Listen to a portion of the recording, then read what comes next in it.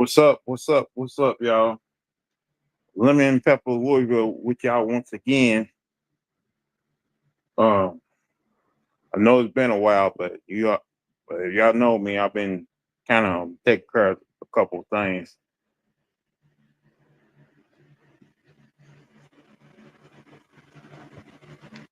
So, been a while since I did a live show, but I'm promising you, real soon I'm gonna be able to do a whole lot of live shows coming up real soon. All right, I want to talk about a few things real quick. Um, so Ryan Clark said today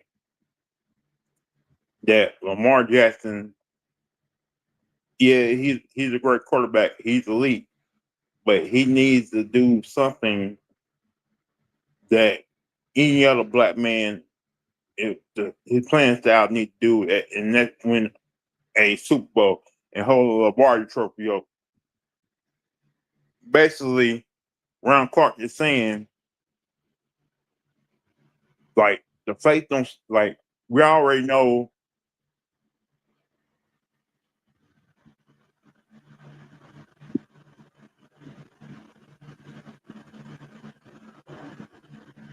What's up, man? What's up, Big Lemon Pepper? Huh. How you doing today? Like, did you heard? I'm doing good. Talking about the comments Ryan Clark made about Lamar Jackson. How he needs to win a Super Bowl trophy, probably for the black culture. That's already been done before. Doug Williams for the black culture. Okay. I'm now he talking about the type of quarterback he is today, like Michael Vick, Randall Cunningham, um, basically you can say Jalen Hurts. The way he see it is Lamar Jackson is, let's say, all the his type of personality. They don't like the way he talks sometimes. They don't like the way he does things, but he still goes out there and produce. But what is, like, it's okay for you to go out there regular season and do what you do, but you still not winning Super Bowls because NFL don't really want you to be the face of the league, and it's hard. Like, it's hard not to agree with him about that. But Ryan Clark has a reputation of always trying to race bait. And I'm not going to sit up here and say Ryan Clark don't have cogent points at times, but I don't see it with this. Now, Lamar Jackson is not, in my eyes, what you would classify a hood nigga. I just think he does things his way. He has his mom as his agent. He has his mom helping him negotiate contracts. His mom has been there for him ever since he got drafted. We can definitely see significant improvement in his game in the regular season. But just like Peyton Manning had the reputation that he couldn't win the big one, Eli Manning had that reputation early in his career. Brett Favre couldn't get past Dallas. What else? Or who else? Steve Young couldn't get past Dallas. I'm trying to Dan Marino couldn't get back to a Super Bowl after all those years when he went in his second season. The narrative with white quarterbacks have definitely been out there until they broke through. Just right now, Lamar Jackson needs to put it all together, season and playoffs. His quarterback rating in the playoffs is very, very lower than his quarterback rating in the regular season. But to try to say that he needs to win a Super Bowl for the black culture, I don't see it that way. I don't look at him as a black quarterback. I look at him as an MVP quarterback, but that's me. But we do have a lot of people out here that likes to say what you want. I thought Pat Mahomes was a black quarterback, or does it not count because he's mixed? Because you are what your father is. You know, so I don't know. I don't know what Ryan Clark is trying to say, but I truly disagree with it. I'm kind of wondering if this coming off where when Lamar Jackson was drafted, everybody saying he better off playing wide receiver or running back instead of quarterback. Well, And it's Lamar, funny. It's funny you say that, Lemon Pepper, because even the GM that made those quotes on draft night, he had to when Lamar Jackson won his first MVP, he apologized to Lamar Jackson and said, "I should have never said that." So I only think it was one, maybe two GMs that said that, and but that Booger was McFarland. Remember that. when Booger McFarland said that too? Yeah, but Booger McFarland, what the fuck does Booger McFarland know?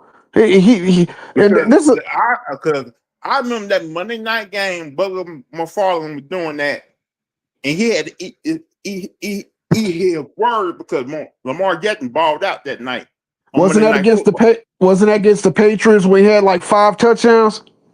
Yeah, Yeah, that was his MVP season. he did that passing instead of running. Yeah, I think he got 1 touchdown running, 4 touchdowns passing, and that game was over in the first half. That almost No, seems like every time you watch a Lamar Jackson game now, he's normally passing like 4.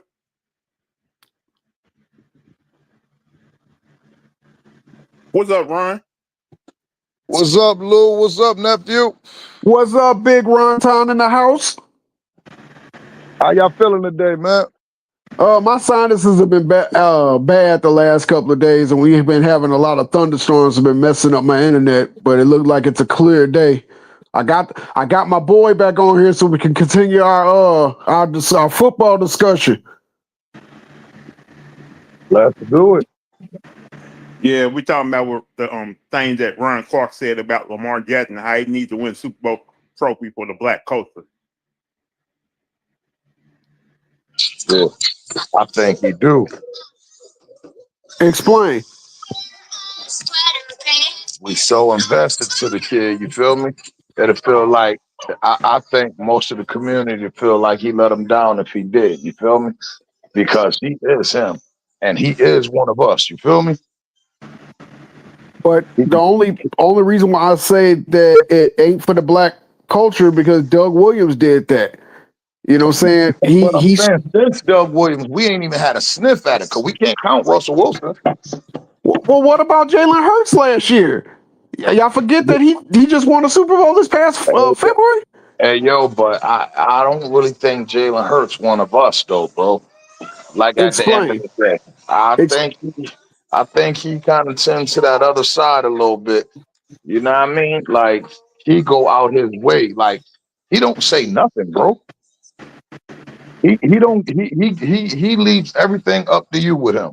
He's an enigma. Like he don't say nothing. He don't do nothing. You feel me?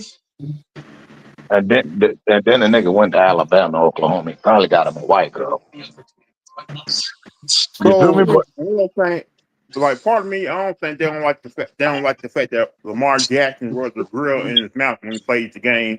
They don't yeah, like the he's more the culture. He's like Allen Iverson. You feel me? He's that much of an influence on the culture with these and young I think, kids. Like, and I also like, seen a lot of kids and then want to you got be to think just about like it. Lamar. I see a lot of kids just want to be just like Lamar Jackson when they play if they ever get a chance to play quarterback, and it's like Lamar Jackson or Pat Mahomes, and I don't think a lot of certain coaches don't like that kids want to be just like Lamar Jackson as quarterback. And I'm gonna be perfectly honest, man. I know I coach youth football. All right, there's no comparison with these kids between those two dudes. And I'm being perfectly honest, y'all. There's no comparison. I'm all over the country playing football with these kids, y'all. And he is often more replicated than Pat is. One, for two, just the natural athletic ability. You feel me? Yeah, Not too many kids can achieve what Pat does at a young age and youth. You feel me? They don't really start appreciating Pat till they get to high school. You feel me? When they're in the air raid system and they see, oh, this what Mahomes doing. You feel me? Yeah.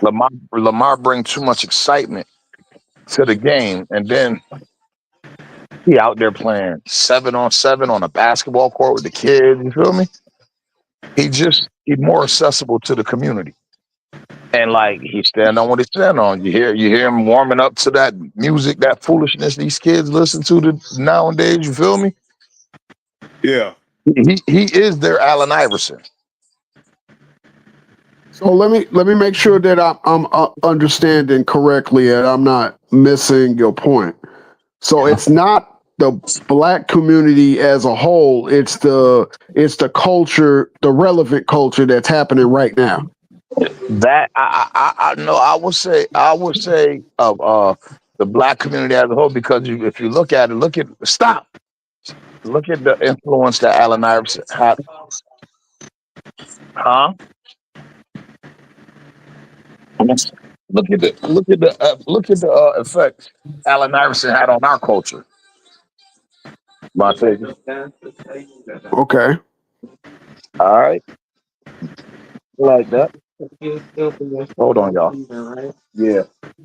hmm I got three football. Yeah, get your butt out of there.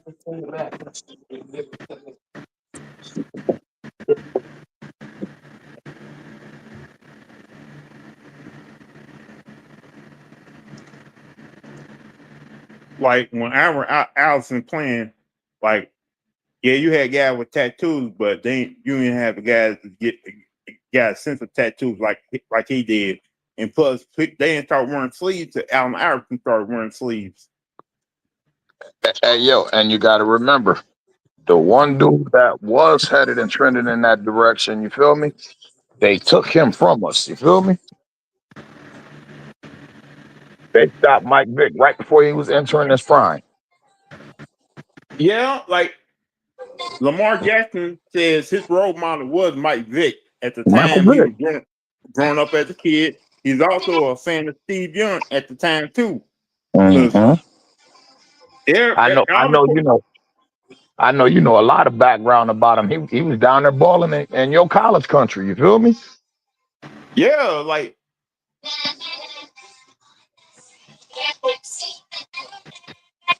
he would have won the Heisman back to back, but they didn't feel like, but because he had way better numbers than Baker Mayfield when he won the Heisman Mm-hmm.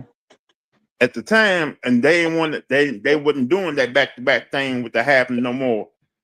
They wasn't doing it like Arthur Griffin, like, because everybody felt like Lamar Jackson got robbed not winning back to back Heisman, like he got recently robbed last year not winning the MVP.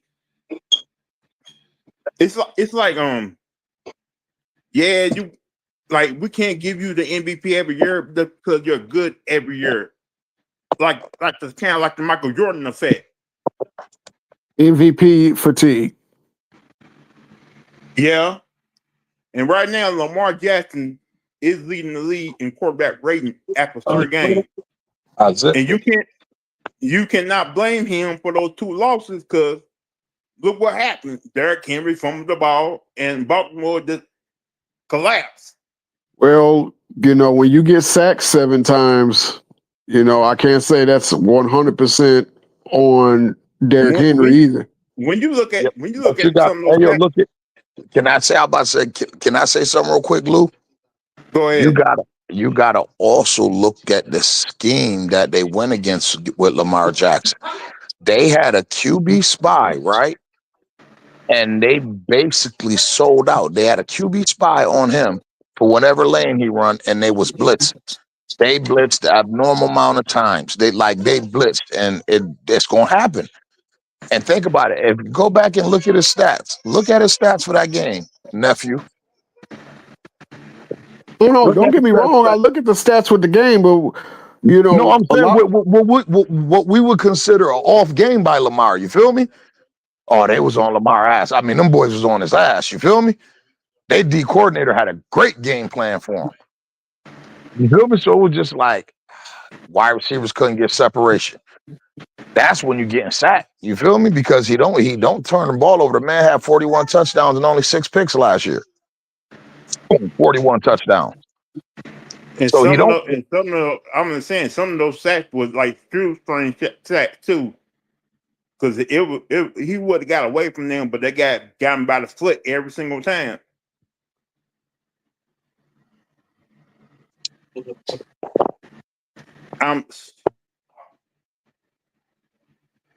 And you're right about the wide receiver getting separation, because like when they get separation, Lamar can hit them on target all the time. And you guarantee when you got Lamar Jackson, your quarterback now, he guaranteed go out there and put up at least 25, 30 points a game. It's just up to the defense to do their job, and the defense got their ass whooped.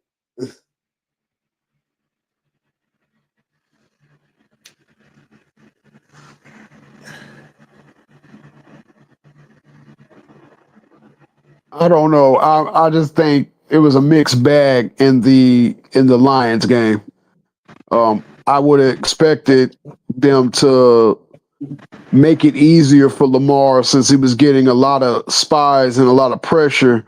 That's when you try to go to, or when you see them pressing, you make those adjustments at the line and try to get a quick release off, where you don't have to worry about that that doggone pressure as much. But again, yeah, well, I don't take anything away from the Lions. They had a great game plan. They did something that a lot of people don't do. They ran the ball between the trenches very well, and they played ball control. They really did. They tried to Think about this, right, nephew? What was the score in that game? 38-30. The offense put up 30 points, bro. Lamar went up there and put up 30 points. Even with Derrick Henry fumbling. He went up and put up 30 points, right? Now think about what you said. We got to get quick releases. They coming. You feel me? Our hot routes got to be open. Zay Flowers, no show. Rashad Bateman had a couple catches at the end, garbage time, no show. But who did show up? Who did have a good game? The only motherfucker he could get the ball with on a quick release, and he threw 2 touchdowns to him. That's Mark Andrews. You feel me? Wide receivers can't get no separation, yo. And that's because he doesn't have elite wide receivers. He got Zay Flowers being a number 1 receiver. In all actuality, Zay probably a number 2 receiver. But he playing a number 1 receiver role over there. You feel me? I don't think Zay Flowers is a number 1. I think he's a 2 or a slot. You need that speed in the matchup in the Y and the X. Why? Now we talking, nephew. Now we talking football. But Jackson has been in the league probably like, I think 7 years, 8 years now. Did they say for real 10 years? They have never gave him elite wide receivers. Never. Ever. Not one. Ever. And think about this, Martavius. Nephew, he threw for 4,200 yards last year with 41 touchdowns and only 6 picks. I'm not talking about last year. Last year was that was an MVP year. No, I'm just saying, look how he's evolved. Remember, when it was Lamar Jackson, it was all about the legs. Remember, you had some teams saying, "Oh, he should switch to wide receiver." Absolutely. Now look what he did playing their game. I threw 41 touchdowns. Who would ever think Lamar Jackson have a season without an elite receiver where he throws 41 touchdowns, bro? Well, the maturation of the quarterback that he's turning into, that's why I'm not shitting on him at all. Please don't get me wrong. I'm watching steady every season improvement. Every time we talk about the NBA, how people don't add to their bag in the offseason, Lamar Jackson in the NFL adds to his bag every year, and every year he gets even more explosive. My thing is this: we need to see that same, put the whole thing together, the regular season and a great playoff run. I would love to see him. Now we last year's playoff game against Buffalo, those turnovers came back and bit them in the ass. Yeah, he didn't play great. You feel me? At the end of the day, he didn't play great. It wasn't the Lamar Jackson we are, and that's part of due because Buffalo had a good defense. You feel me? They had a good scheme, but like part of that is due to that too. But and then even with all that being said, guess what? All Mark Andrews had to do was catch the ball. Look, I'm with that. We talked about that when it happened. I think that next day when T Price came on there, I'm a little torn. I think they both. Excuse me. I'm sorry. That's my sinuses. Please forgive me. I'm torn. They both had 2 turnovers, but they still had a chance to win the game. And it's those little things. Matter of fact, if the Ravens were controlling the damn game until the turnovers. Yeah, yo, and the crazy part about it, he didn't even acknowledge Mark Andrews' drop pass. He No, put it the on his media did. turnovers. He put it on his turnovers. And if you remember our conversation, I said I have a lot of respect for him because the media threw Andrews under the bus, and he didn't even throw his own teammate under the bus. That's a He fact. sat up there and said it was my interception in the first half that lost us the momentum, and I got to do better with that. I can't put my team in that situation no more. So I was done with it. He took ownership. He acknowledged what he did wrong. That was part of them losing the game. I forgive him. It was the way the media was saying it was Andrews' play alone that cost him the game that I couldn't fuck with. I just can't listen, fuck with that. it wasn't listen, and wasn't his play alone that cost him the game because without those other plays, the game would have never been that close. But at the end of the day, that play that he did cost him would have won him the game. Yes, You feel would me? have won him the game. So it's like a slippery slope with that because you're right. It was so many other factors, and we know you throw that ball to Mark Andrews 98 out of 100 times, he gonna catch that jump. You feel me? That's how good he is. So it ain't that, but it just so happened to be the play. You know how they say the straw that broke the camel back? Yeah, That's the only thing you're gonna talk about. You ain't gonna talk about the whole 100,000 pounds you got on him. You're just gonna talk about that one that actually broke his back. I'll give you an example for my team watching the playoff game. 2000 wild card game between the St. Louis Rams and the New Orleans Saints. New Orleans Saints coughed up a big lead. We start turning it on in the second half. The kickoff or the punt. I'm sorry, because we got them on 3 and out punt. We were down by I want to say 4. Where our offense is hot. Isaac King fumbles the ball. Uh-huh.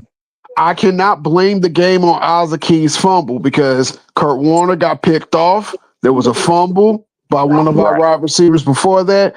That was just the final turnover that sealed the fate. Remember what I said? It was the straw that actually broke his back. Yeah. Even though with everything y'all had piled on the camel, you feel me? That contributed to the camel collapsing.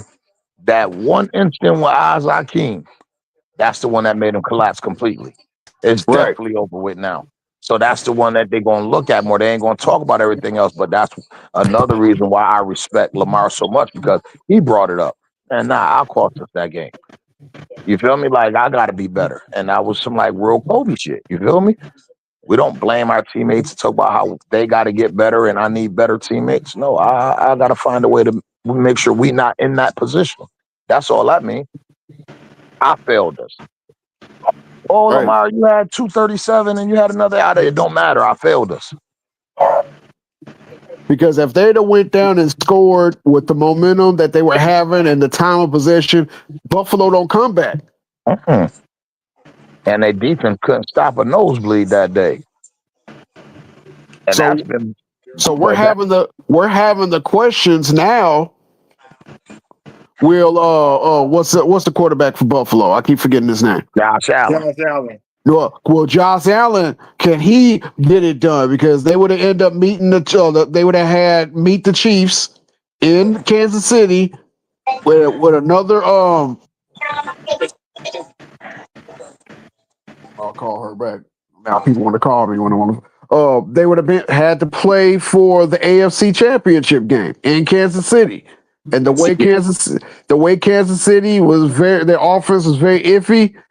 I truly believe Baltimore could have went up there and and ran it took up them on them. out. Hey, yo, you know the crazy part about it, bro? I still think it's going to be Baltimore and Buffalo in the AFC Championship. And Now, think It's now about too this. early. Baltimore play. Now, It's Think too Baltimore about early play. for this. me. Think about Now, this. It's way too early. Hey, yo, but think now, about this though. Baltimore dominated that game. It's their defense they got to fix. Yo, think about all the games Baltimore lost this year. They put up 30 points or better in every game. Well, they 40 against the Bills, 41 against Cleveland, 30 against the Lions.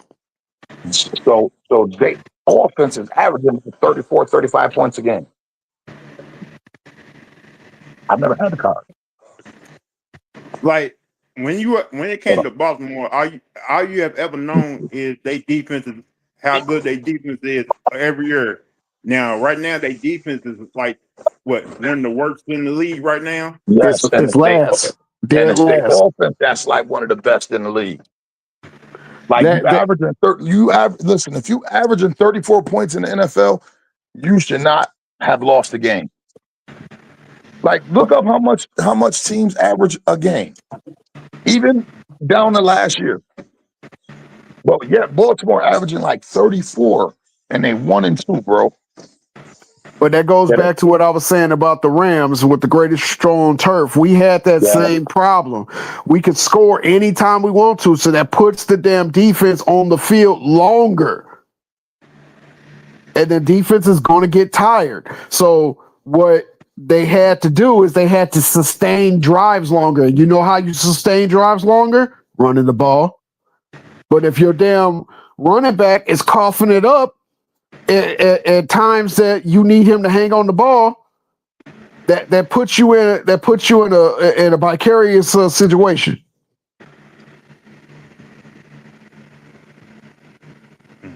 What up, I Dion? What Look, up? What it's up, fellas? How y'all doing? cousin Dion. What's good? Salute, salute. What you What think you about got? Lamar Jackson?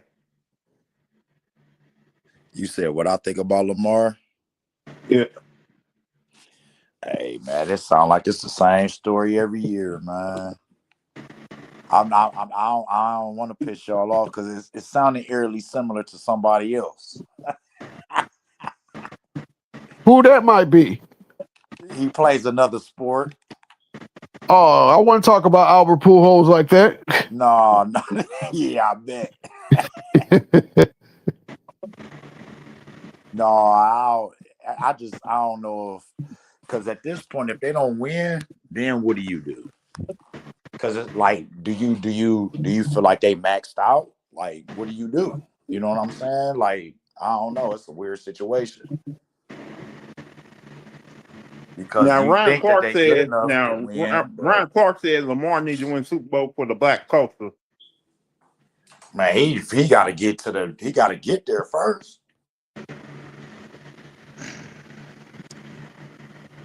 Yeah, you're right. Yeah, every time we go to playoff, though, he kind of blows it when even when they number one seed or make it as a number two seed. Like you can't keep going in the playoff time and time again. I understand in the past you had great quarterbacks in the playoffs who kind of lost games till they won that big one, but Lamar in his ninth year in the league, he got to get it done. To me, he got to get it done right now. That's why I'm saying Lemon Pepper. At this point, it's like, have we maxed out, or do we realign? Like, how much realigning of the roster y'all gonna do? Like, what is it? You know what I'm saying? That's why I'm like, it's kind of they in a weird spot. Now, this Sunday they play Kansas City. Both teams are 1-2. Who needs to win that game more, Kansas City or Baltimore? I would say Baltimore. I don't got no faith in Kansas City's offense. I would say I would agree with Baltimore, but the only reason why I say that is because Kansas City didn't, even no matter what they do, they still won recently. Baltimore hasn't. outside of the early 2000s. So I'm saying this core group of Baltimore, they haven't won. So at least if you have a bummer with Kansas City, y'all got something to fall back on. Baltimore ain't got nothing to fall back on, in my opinion. If you look at the record against Pat Mahomes, Lamar Jackson only beat him at least one time. I beg to differ. It's Kansas City. Kansas City got the harder division. You feel me? Kansas City got to contend with Denver, and they got to contend with the Chargers. Baltimore don't have that problem. Joe Burrow damn near done for the season. So No, that'll from a let them divisional for the season. standpoint, you're absolutely right. But I'm saying that right. from a big But think picture. about it. All you got to listen in the NFL. All you got to do is make the playoffs and be playing good to be a Super Bowl champ. So But if it was that easy, they would have won already, though, right? no, but listen. But the key point is you have to be playing well.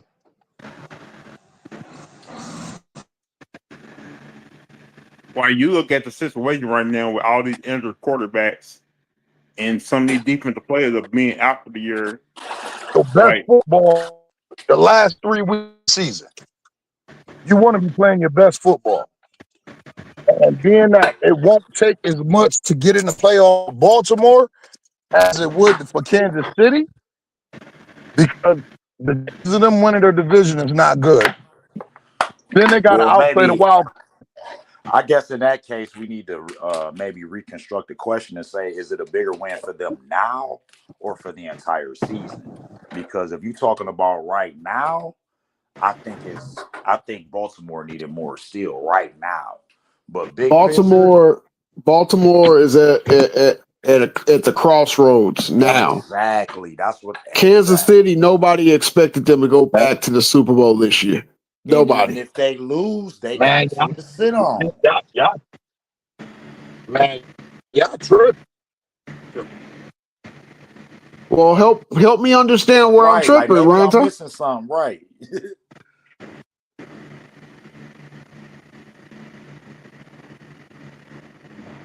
Now, it's possibility whoever wins the game is gonna be 2 and 2, or 2 and or 1 and 3, or 1 and 3. Right, that's and the only options we got. Right, and both teams gonna still have opportunity to make the Super Bowl. Make the play, make through the playoffs because in that Kansas City does play in the division where right now when you look at it, the Raiders are bad. Denver Broncos are losing close games. And I don't have faith in the Chargers yet. It's way too goddamn early. And really, to be honest with you, it's way too early for what we're talking about Baltimore and Kansas City. But hey, I was thinking that too at first. I was gonna say because it's a 17 game schedule, not a 16 game schedule. Anything can happen. Now, if we were talking about week 7, week 8, y'all, this is a matchup that we need to be talking about. But week 4, I don't know. So you saying this could go either way, and it still might not deter any team from what the season gonna end out to be. People are getting injured left and right every week. An injury here, or injury there could change the season for one bad team or make one great team a bad season. The only reason why I was saying Baltimore too, though, is because, like you said, ain't nobody looking at Kansas City like they looking at Baltimore. Like they got Derek, they lightweight got a squad outside of the receiving core. So nobody picked Kansas City to be a representative in the Super Bowl this year. Everybody picked 3 teams: Baltimore, the defending champions, the Buffalo Bills, and the Ravens. That's it. So the Kansas City Chiefs are playing with house money. That's why I said exactly. So we looking at not saying any perspective is right or wrong. That's just how I see it, though. If we lose, we wasn't expected to win anyway. And if we win, we're actually fucking up the narrative. It's like, wasn't nobody looking for us anyway, for real. Yeah. Because Baltimore might be cool, just like you said, off of default because of the shitty division, though. But I'm thinking long picture though, like playoffs. I ain't really worried about. Well, let me put this into perspective. You ready? They go and they beat the shit out of the Kansas City Chiefs, but then they lose a key player to injury. Then what? True. You got the win, but you lost the war. Right. With Kansas City, they've been injured since last year, and they still made the damn Super Bowl and lost. But they still got there, though. Right. I have more faith in the Denver Broncos in that division than I have in the Chargers. I'm just not ready to believe in the Chargers. They won 3 straight close games. That's why they're 3-0. You know, that game with Oakland was close. And they only won 20-9. And what's his name threw 3 interceptions in that game. The Chargers got a good defense. They do. Their offense is questionable. And another thing, I don't believe in Herbert because he's just as injury prone as what's his name? Burrow. Mic check 1 2 1 2. You back, Unc? Yeah, you back, Ron Time.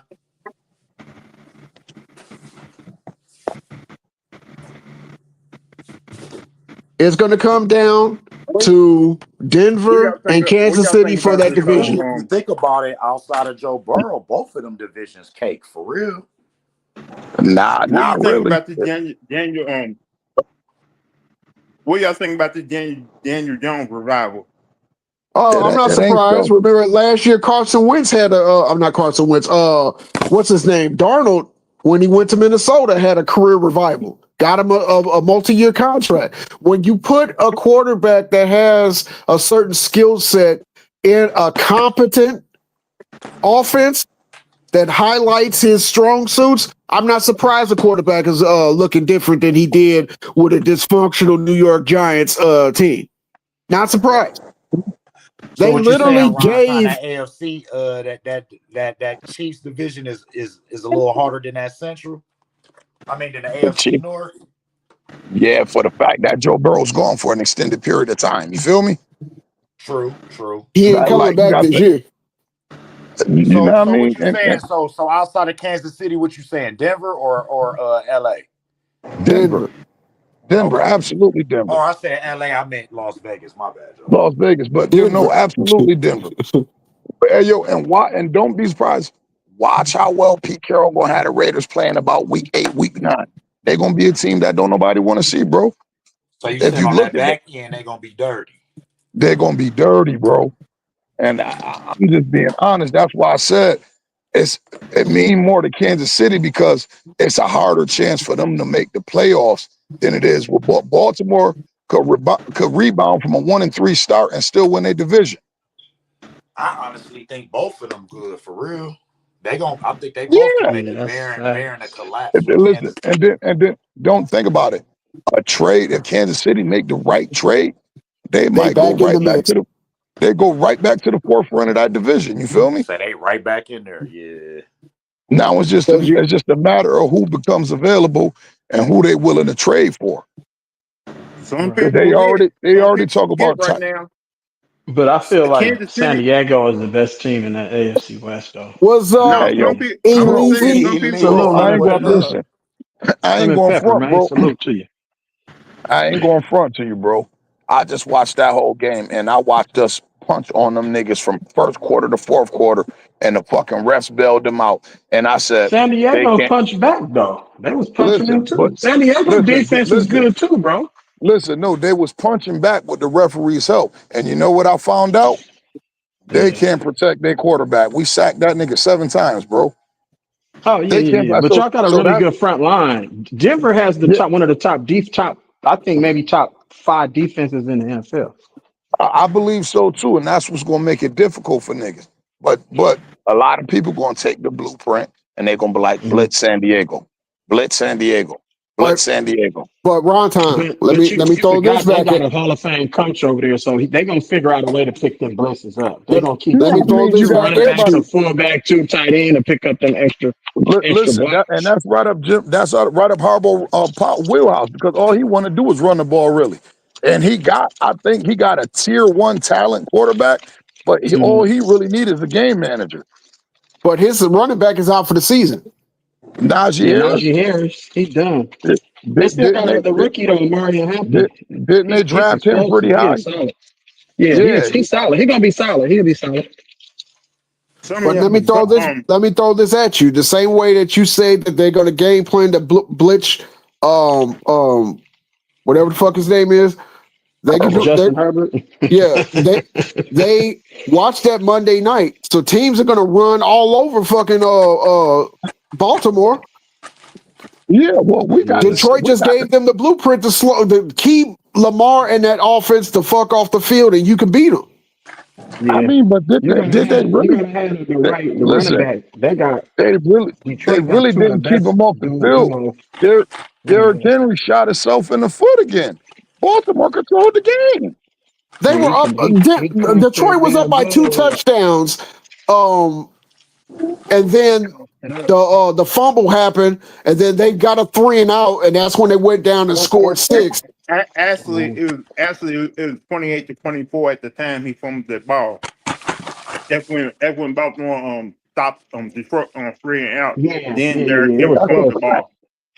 That was the drive that they were going to go down and take the lead, possibly on that drive. That was a game-leading potential drive on that one. But again, it is the running game that got Detroit that lead in the fourth quarter period. That is the first time all year that that Baltimore had to play from behind. David Montgomery, Baltimore really couldn't stop the pass game either because I'm on St. Brown. Jameson Williams was picking him apart. I wanted to say this real quick. Kansas City right now, they bet 2 receivers who would have been playing. If one is hurt and the other one is suspended for a couple of games because of that whole situation that happened. Worthy and Rice. Yeah. You said Kansas City? Yeah, Worthy got 3 more games that he's got to be suspended for before he can come back. And Rice is coming back from suspension, and Worthy has a dislocated shoulder, and he's week to week. Anyway. Yeah, they garbage. I never did believe in Kansas City. The NFL. You want to talk about the NFL helping people? Man, Kansas City is so overrated. If those two come back for Kansas City, then you're gonna have two speedy receivers that gonna probably help Pat Mahomes. Because if you watch that game against, but how far are they gonna be? How far are they gonna be behind though? Yeah.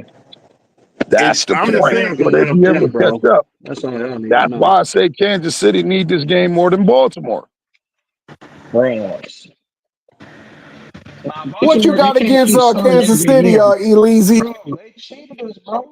Kansas City been cheating, nigga, for the last 5 years. They've been cheating. Ever since the bubble, the NFL chose Kansas City as the next team to be like the great team, like, you know what I'm saying, that kind of rule the NFL. But NFL, the referees and people clearly cheat for Patrick Mahomes, bro. They get away with the most holding penalties. You know what I'm saying? They get away with the most motherfucking defensive infractions. They just get away with everything, but they make it look like they're great. Patrick Mahomes is not really a great decision maker. You know what I'm saying? So I don't be believing in that shit like that. All he do is get outside the pocket, extend plays, and got a big arm. And do those little Magic Johnson no look passes and all of that shit. Man, that's not football, nigga.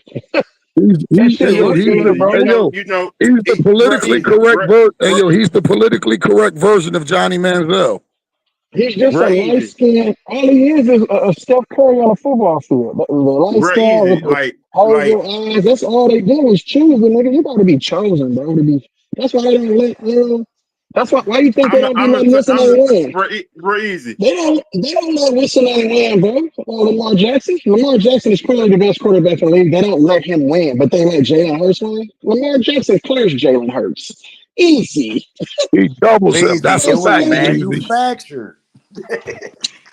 How the fuck you let motherfucker? Look, you mean to tell me the shortest hands in football And motherfucking what's that tight end name who just went crazy? Mark Andrews. You Mark seen that nigga Andrews. drop them passes on purpose. You seen him literally drop a wide open pass on purpose last year to win them the game.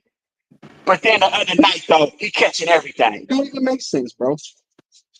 So, Elise, can you do me a favor? What? Get off the fence and tell me how you truly feel.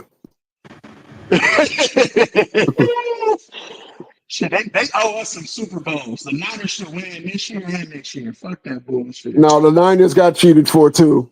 We got cheated the last 3 Super Bowls. Why would you let us go to the Super Bowl to lose, I bro? said the Niners got cheated. I said the Niners got cheated 4 in their times. Let's not go back to the damn 88 Super Bowl when they cheated the damn Cincinnati Bengals. He talking about Super Bowl with Baltimore and the back with Kansas Motherfucking City. Teddy Pendergrass came out to cuss and turned the motherfucking lights on from us. Come on, bro. Stop it. So it's okay when your team is getting cheated for, or when they get cheated? No, where did they cheat at first? They cheated in the 88 Super Bowl. Nah, Boomer, come on, bro. Boomer Esiason, bro. So now it's Boomer Esiason. So that's what we're doing now. Name a play. No, I just want you to name a play where you said they cheated. Because we made plays in that game. They cheated on that holding penalty that they did not call when they threw that to the flat. See, we all can do it with our teams. We all can do it. Look, he gonna say they cheated on the holding penalty. I knew you was gonna say it. You can call holding on every play, on every snap. I'm just fucking with you, Elise. We all know when it comes to Super Bowl, they're not going to blow a whistle at a certain time in the game when they need to. The 2001 Super Bowl, they ain't going to blow the whistle at all. Bro. Cam Newton nigga should have a Super Bowl under his belt. No, he shouldn't. Fuck him. I don't want nobody winning a Super Bowl that looks like a nigga Shakespeare after he retired. Motherfucker didn't do nothing. Come on, cuz. Motherfucker nigga Shakespeare. That's exactly what that nigga look like now. Hey yo, I ain't going front, bro. Hey yo, be a lot of shade towards that nigga, but that nigga was him, bro. Oh, he was? Man, I tell you what. Man, that nigga you go back. bro. You go back and look how we carried Carolina, bro. Think about it. Think about what Cam Newton had down there. It was like he was playing. It was like he was playing for Auburn all over again. It was Greg Olsen was that dude though. He had Greg Olsen and what was the running back? We're just gonna say that it was Cam Newton and a whole bunch of high school players, and he drugged them to the Super Bowl. Man, I'm telling you that I'm telling you that nigga had the Carolina Panthers on his back. That's why. So what happened in the Super Bowl when he was overthrowing everybody and underthrowing everybody? I tell you what. You name me another all pro that played with him on offense. You had a couple on defense. You had Luke Kuechly and you had Julius Peppers. Now you tell me, and Cam Newton prime, what other nigga he had? What did they call that shit? The Pro Bowl game? What other Pro Bowler he had on his team? Greg Olsen. Man, Greg Olsen sucked ass, and y'all know so that. now Greg Olsen answered the question, and now you saying he sucked ass. He made it to a Pro Bowl, but you saying he sucked ass. Greg Olsen was fucking mediocre. Come on, y'all, stop playing, bro. So now he wasn't mediocre though. Okay, I don't think I'll see what we doing. Okay. Hey, yo, I tell you what. Pro bowler. I tell you what. Hold on. I challenge y'all to this. Y'all look up Greg Olsen best year, nigga, and I guarantee you was 7 tight ends better than him that year. That's not the question you asked, Ron. Oh, yes, fuck it is. With you. I said what other all pro? I said what other all pro did Cam Newton have with him on offense? And I said Greg Olsen, and now you're trying to say that he ain't shit. Greg Olsen never made an all-pro team. Listen. He never made an all-pro team. Greg Olsen made Pro Bowls, but a lot of niggas make Pro Bowls. Robbie Anderson was that dude over there for him. Yeah. Okay. All right. I'll wait. I'll continue. I'll wait. Let's all be real. And I can't stand Cam Newton. I can't stand Cam Newton, y'all. But as a football player, that nigga was definitely him, bro. That I ain't nigga was never not seen him. nobody who cared. I Okay, never okay, seen nobody who was. okay. Listen, I never Okay, seen nobody who's more responsible for an NFL offense than him. okay. The year they went to the year Carolina went to Super Bowl with Cam Newton, that was his Yeah. MVP year. That year he finished with 300, 837 yard passing, 35 touchdowns, 10 and 10 touchdowns rushing, running. Yep. but a total yard for 473 yards. Mm-hmm. That's the end. And that year he was Offensive Player of the Year and third in Pro Bowl selection. The team went 15-1 that season. Mm-hmm.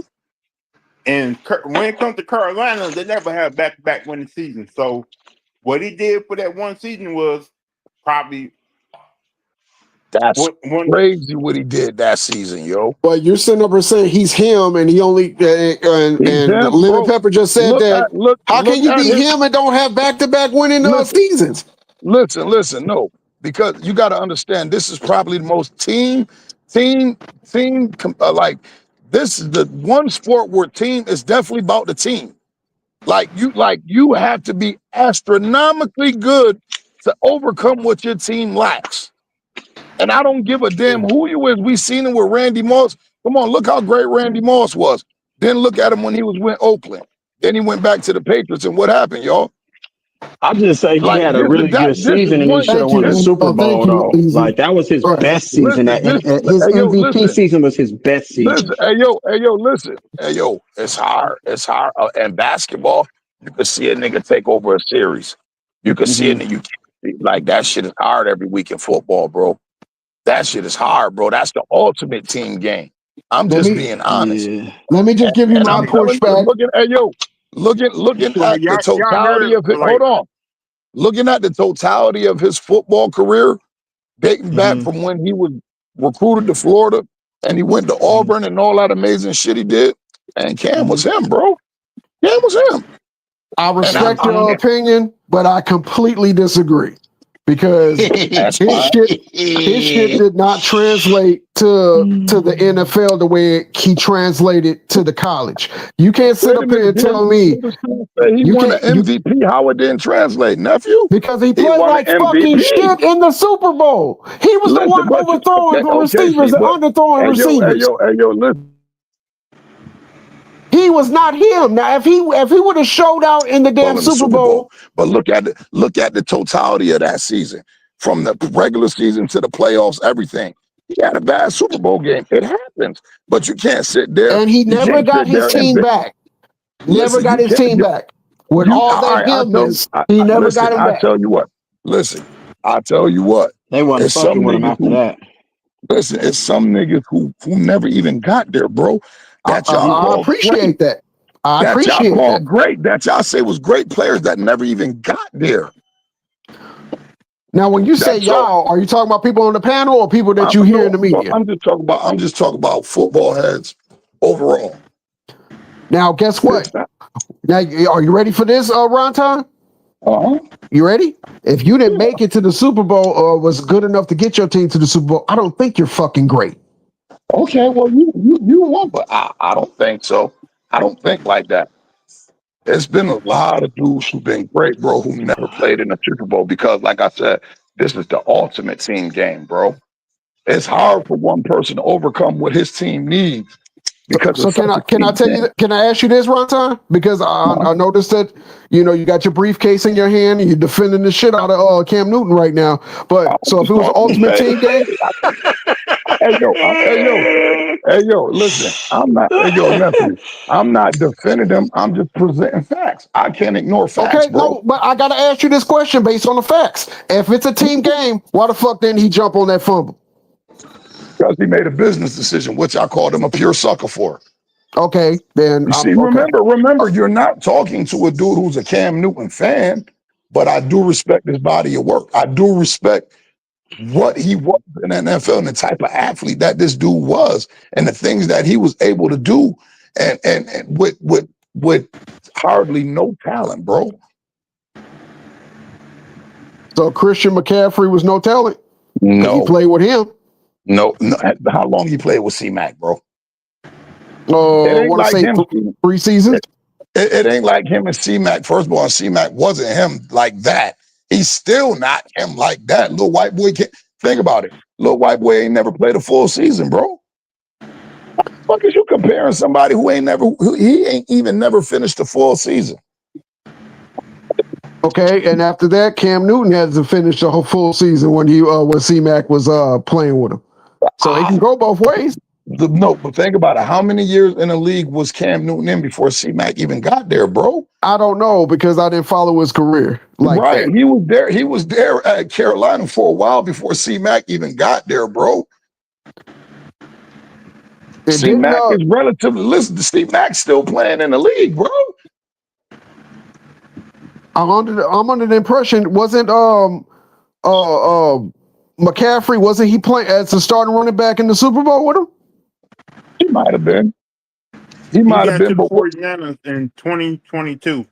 right. And this is what I'm saying. Yeah, yeah. So he might have been a starting back in the Super Bowl. Did that bitch even play in the Super Bowl? I don't remember Ed McCaffrey. Yeah, I mean, he did. He I don't did. remember Christian McCaffrey doing 2020, nothing in like the Super Bowl. 2022, when he won Offensive Player of the Year, and he did play in the Super Bowl with the 49ers. No, we're talking about with the Carolina Panthers. With the Carolina Panthers. Right. Like, come on, a household name like that. And I can't even recall one play for C-Mac in the Super Bowl, bro, that he contributed for Carolina. No, he was not on the team the year Carolina went Super Bowl. He was not. He was still in college at the time.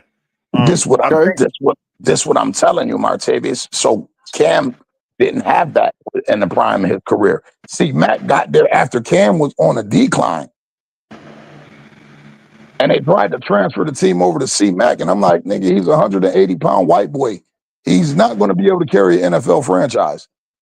Well, they thought that he was going to have that Ed McCaffrey type of a gene, but Ed McCaffrey was like, what, 6'5", 215 pounds? Listen, it's a difference. Listen, it's a difference when you playing wide receiver. You only get hit sometimes. When you playing running back, you get hit every all play. the time. Right, you feel me? So that's a big difference. And I'm like, yo, bro, I loved him as a player.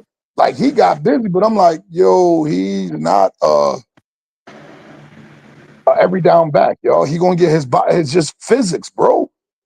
His body not gonna be able to keep taking his punishment. And that's what we've seen throughout his career. Yes, when he's on the field, he's a very damn good football player. But the nigga I'm just if you would have not said he was him, I'll back everything you're saying, but I don't think Cam Newton was him. I think he was.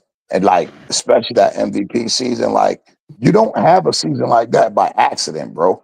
You have to have some type of talent. And then it makes me go back because, like I said, Carolina was never consistent with it. So I go back and look at his whole body of work. The Heisman, the undefeated year at Auburn, how he actually played the style of football. It was basically, all right, direct snap to Cam Newton. You feel me?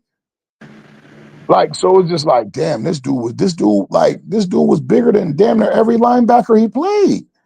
They treated him more like a running back instead of a quarterback in Carolina, though. And do you remember the other boy that was, that he was him too, but the NFL did him dirty, and he was playing in college the same time. Cam Newton wasn't. This who Cam Newton kept his eye on to see, what that other number 2 did. That was the nigga Terrell Pryor. Yeah, they turned Terrell Pryor into a receiver.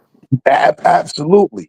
And remember, he was, I think, wasn't he with Old State? Yeah, wasn't he like second in the Heisman that year behind Cam Newton? So I remember it's funny you say that because we started off the conversation by saying that's what they wanted to do to Lamar Jackson. Absolutely, bro. That's why it's like, yo, you gotta support the kid. You feel me? The kid stood on business and he showed he proved everybody wrong. And he, like I said, he's one of us. He's definitely one of us. You feel me? I can't say so much about Jalen Hurts. Constant professional. Cool. Yo, great. It's not a knock on him, but he's such an enigma. We don't know what he is. You feel me? Because he's so mysterious. He don't say nothing. You don't see him nowhere. Like, you know what I mean? You don't know what this dude like to do. Like, you feel me? So like, I don't know where Jalen Hurts. I'm not, in no shape or form trying to disrespect the man or not, but it's just like he's an enigma. We know what Lamar Jackson is, you feel me? And then we know what it almost seemed like and we know what Pat Mahomes is. You feel me? He ain't one of Pat ain't one of us. Niggas love Pat. I was just gonna say one of us. I was gonna say real quick. It just seems like they mad that Lamar Jackson ain't going out there and getting in trouble and ain't like causing drama off the field instead of they show him doing good things off the field with like giving money to community, hanging with kids in the hood and all that. Like, can I go first? Can I go first? Go ahead, nephew. I think that's a great point because I think that plays into it. I think that plays a lot into it. He's not the prototypical N-word we're hearing in the news. We're hearing, got 19 baby mamas and all this other shit, like him, Cam Newton, so they don't have anything they really can hold against him. So the only thing they try to hold against him is not winning. Think about this, bro. There's been a lot of them who didn't win. You feel me? It's been a lot of them who didn't win. One of the greatest quarterbacks of all time, and this is by consensus. Anybody would have this man in that conversation. Never won. That's Dan Marino. He won. The only pushback I give you to that, at least Dan Marino made it to the Super Bowl. Hey, he never won. Almost only counting horseshoes. If we're going to go by, he ain't a winner, he didn't win it, I mean, we got to include everybody that we can't say because Cam Newton made it to a Super Bowl. But again, that's what me and you agree on. He made it to the Super Bowl, but he didn't win. So how is he him? Listen, like, there's a lot, like, you don't think Dan Marino was him? I believe Dan Marino was him. I don't know. They still talk about Tony Romo as a great quarterback. Get the fuck out. I'm sorry. He's nowhere near on these dudes' level. What I'm talking about. He shouldn't even be mentioned. Let's think about it. If he was playing for let's say the Detroit Lions, nobody will really know about Tony Romo the way he went. He played for Texas, Dallas. He got all that exposure. Think about this, right? Let me ask you a question, right? If you had to draft a quarterback for whatever franchise you had in their prime, right? And the last two choices, right, for quarterbacks, say everybody else that you thought about taking was taken, and you had to choose between Dan Marino and Eli Manning, who you taking?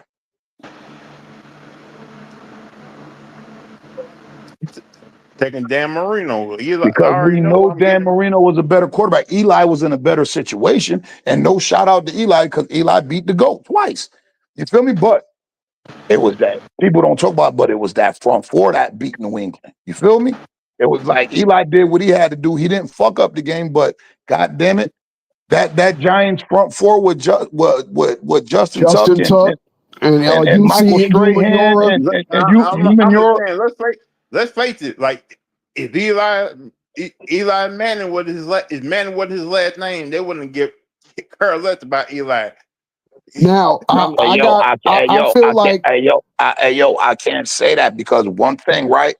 Eli a riverboat gambler, right? But one thing I can say about Eli, bro, that big touch. When it's for the money, go back and look at Eli record, and you can pull a stat up. Look at Eli record for the fucking money, bro. He is a big game quarterback. He's a cowboy, but he has the clutch. He's cooler than the other side of the pillow when in clutch moments. That's what I do love about. I'll say this in harmony with what Ron's saying. I'd rather have Eli over Peyton when the game's on the line. Mm-hmm. Absolutely, and Peyton Manning clears Eli by 2. You feel me? As an overall quarterback. But if you talk about the last 5 minutes of the game and we down by 3, give me Eli. Give me that motherfucking Eli. Because that bitch is unbothered. Yo, that bitch could throw 7 picks in a row and he don't give a fuck. The way he shook off 5 hands on him, got free, and threw that ball to Tyree. That's And don't get me wrong, it was an amazing catch. That play right there was better than anything I've ever seen Peyton do in his career. And I'm about to tell you, it was 2 plays in the Super Bowl that only all-world quarterback gonna make. Remember that bucket, teardrop in the bucket pass to Mario Manningham for the first down to keep the drive going, and then the Plexico, bro. Audible off the blitz. He didn't even pump fake. Looked off the safety to the right side, through the fade to the left to Plexico. Yeah. Now, keep in mind, what did we see on the first play of the Super Bowl against Seattle? Safety.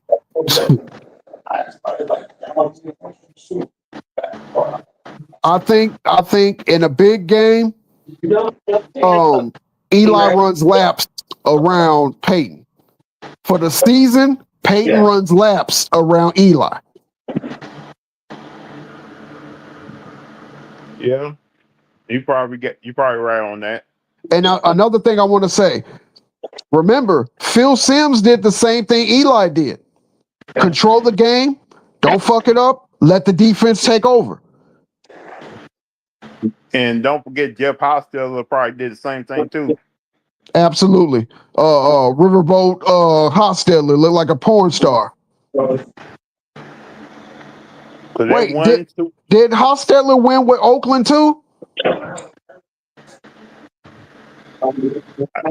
I think he did. Like, I remember is him winning that Super Bowl with the Giants because Buffalo missed that field goal, and nobody wasn't expecting the Giants to go to the Super Bowl that year because when Phil Simms went out with that injury, everybody thought the Giants was done. That's true. Because they're like, remember, even though Phil Simms was out, the Giants still had Megan and the other runner. Dang, I can't remember the other running back name. And you still had some decent receivers, and the defense was still great with Lawrence Taylor and them. But keep in mind, San Francisco had that game won if it wasn't for that damn clutch fumble by the GOAT linebacker. No, Roger Craig fumbled the damn ball, man. I'm still pissed about that. I'm sorry. I apologize. We had that game won. We about ready to go to our 3rd Super Bowl in a row, and we lost because of Roger Craig fumble. I wanted that one fumble that had kept him out the Hall of Fame all these years. There's a possibility. But at least I got Ricky Waters for one season. There's no way Roger Craig shouldn't be in the Hall of Fame. You know what, Ron Ty? There's no way you shouldn't be in the YouTube Hall of Fame. The first running back in NFL history had 1,000 yards receiving and rushing. Yeah, I'm telling Marshall you, bro. Faulk before Marshall Faulk. Hey, yo, and you know the crazy part about it? A lot of these dudes sit on the internet and YouTube, bro, and they got a tablet in front of them. They looking up this shit that I be telling people for free. You feel me? They got to look this shit up to verify this shit that I be talking about like I'm lying or some shit. Now, I only watched it. I can tell y'all because I laid eyes on it firsthand.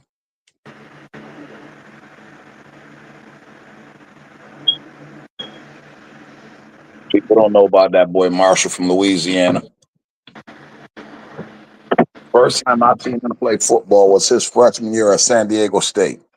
It was a 12 o'clock game on ESPN. That whole time he's at San Diego State, I was like, how the hell did he end up there instead of going to one of the top colleges? And LSU, how did he didn't get to LSU? But if you notice, if you ever looked at Marshall Faulk when he played, he didn't look like your typical football player. He had a little gut and everything, y'all. He was just so natural, like it was crazy. Like he didn't look like an all-world running back. If you looked at his body type. And I'm just like, maybe that's the reason why he got all the way to St. Because I asked the same thing, Lou. Like, how when I found out he's from Louisiana, I'm like, how the fuck he don't go to LSU?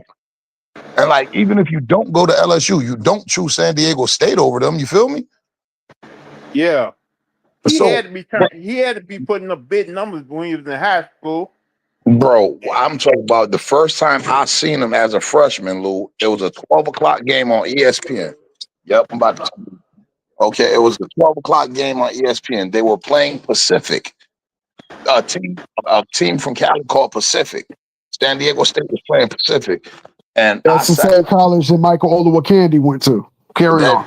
absolutely, and I sat there and watched a fucking freshman run for 386 yards in a fucking football game, and I said, "Yo, who the fuck is he?"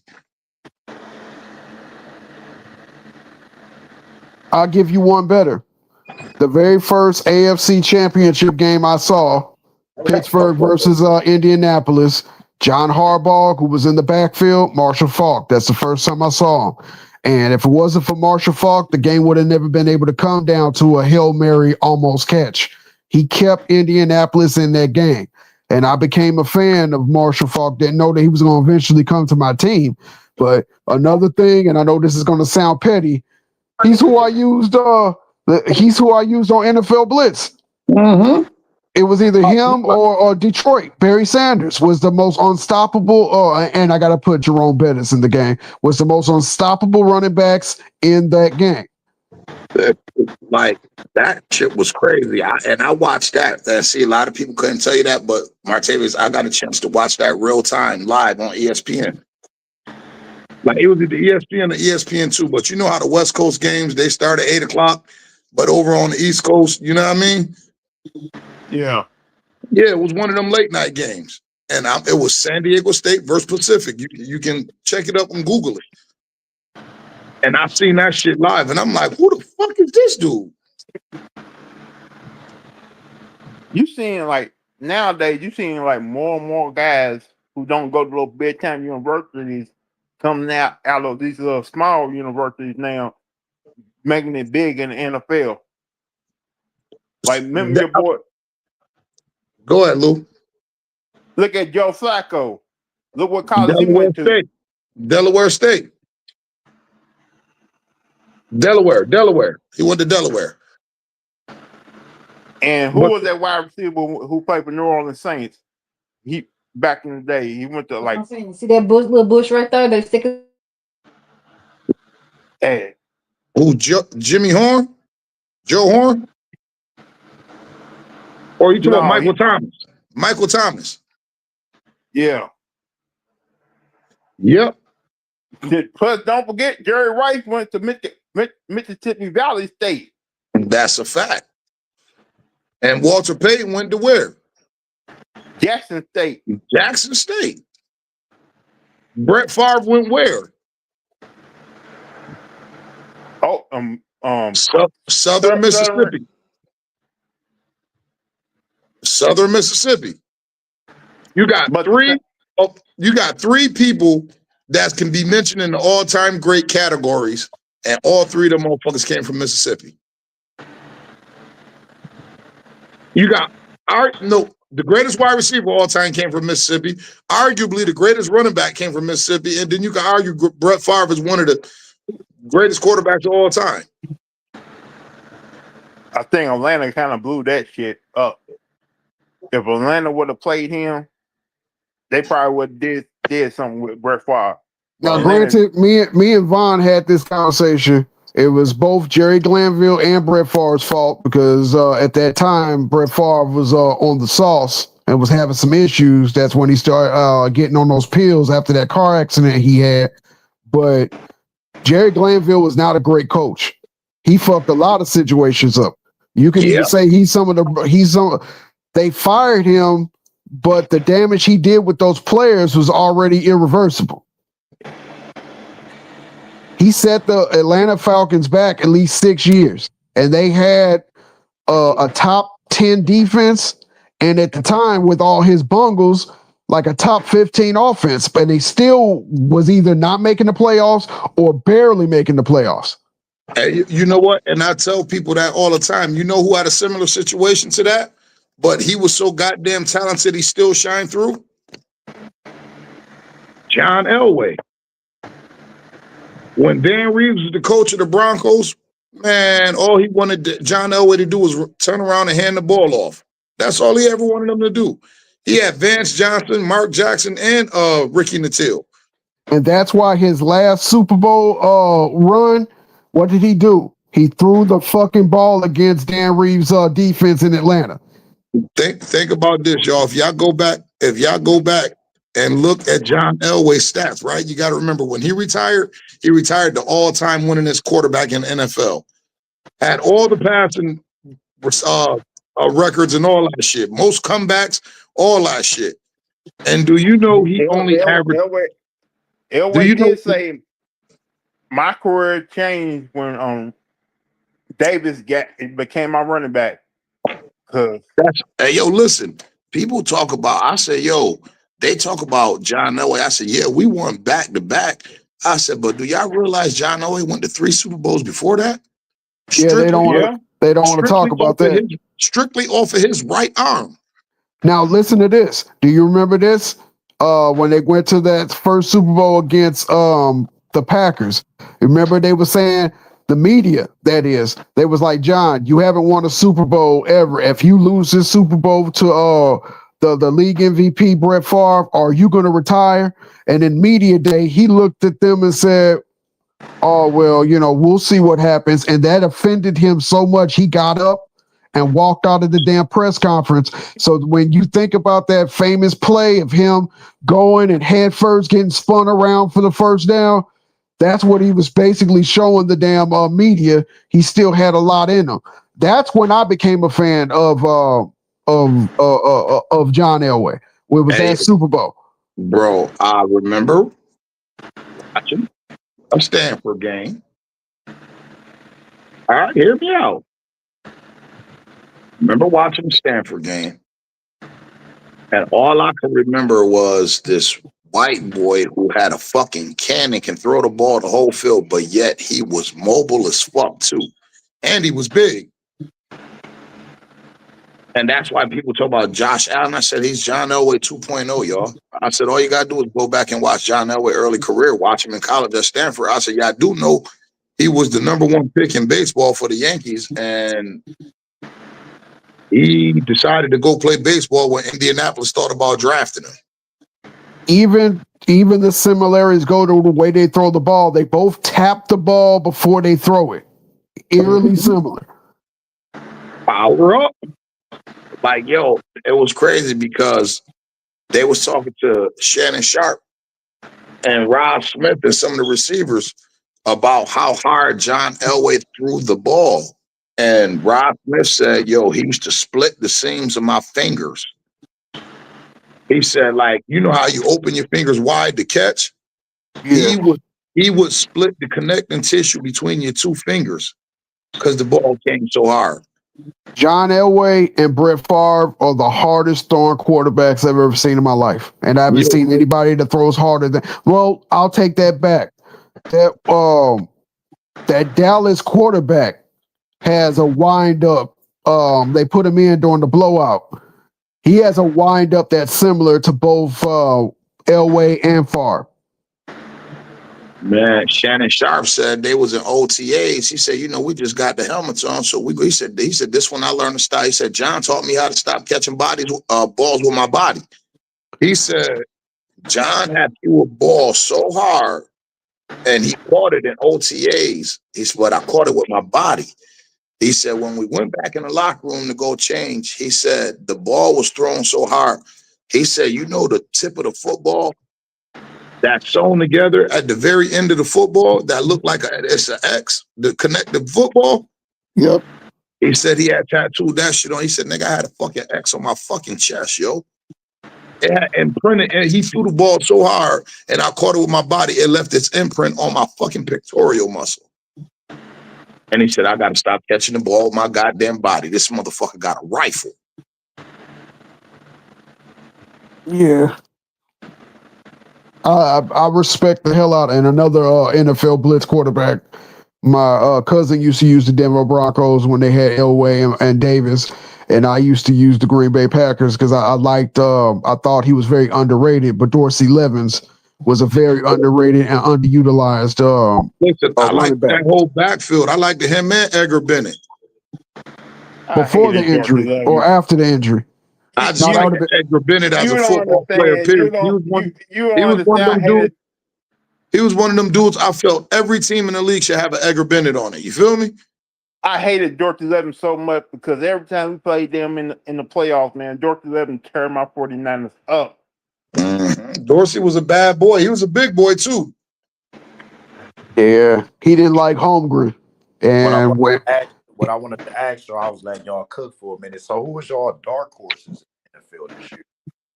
it's too early for me to see a dark horse. I would like to see just personal. I would like to see Detroit win it.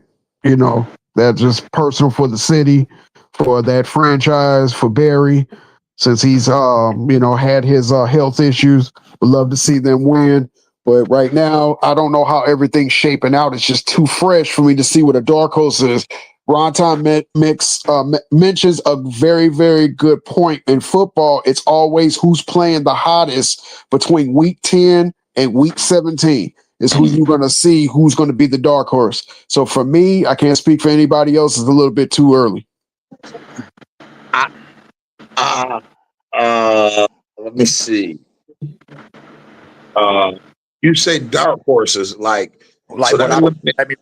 eliminated a lot of teams because it was expectations on the Commanders this year. They made it to the NFC Championship. See what I'm talking about? Expectations on the returning champs. You feel me? The team that I actually had as a dark horse at the beginning of the year, and this is no funny shit, they in my division. I had the Chargers as a dark horse, bro. I had the Chargers as my dark horse this year, and they coming out kicking ass, taking names later. Okay, that's respect. What about you, Lemon? I'm saying I don't see it like this team may be a dark horse. I'm just gonna say this. Till Pete Carroll realized get the ball to his running back, the Raiders are going to be terrible. Until he start handing the ball to the running back, and they get that running game going, and he starts throwing it to their tight ends, then the Raiders gonna start winning games. Because once they figure that out, I think the Raiders gonna start shock a lot of teams. I still feel like they're gonna make the playoffs as a wild card team. If they do that, then you gotta worry about them running the ball down team pro. But right now, they doing this Olay bullshit with they play with their team because Can I say something to that? Can I say something to that, Lou? Can anybody? I'm asking. Can anybody tell me where Ashton Genty is from? I don't know where he's from. Can anybody tell me where he's from? He played at Boise. No, I know he played at Boise, but where is he? Do anybody know where he's from? Like, is he from Texas? Is he from? Let me go look it up. I just want to know. I'm just curious. And stay with me here, y'all. Stay with me here. I might be reaching, but stay with me here.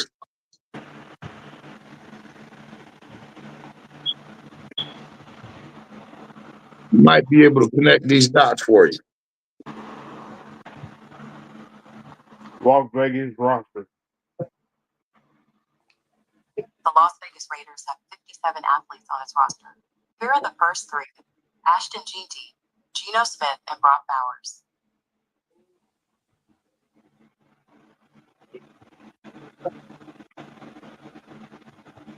I just need y'all to stay with me for about 2 minutes. He's from Florida. Jacksonville, Florida. Jacksonville, Florida. Okay. All right.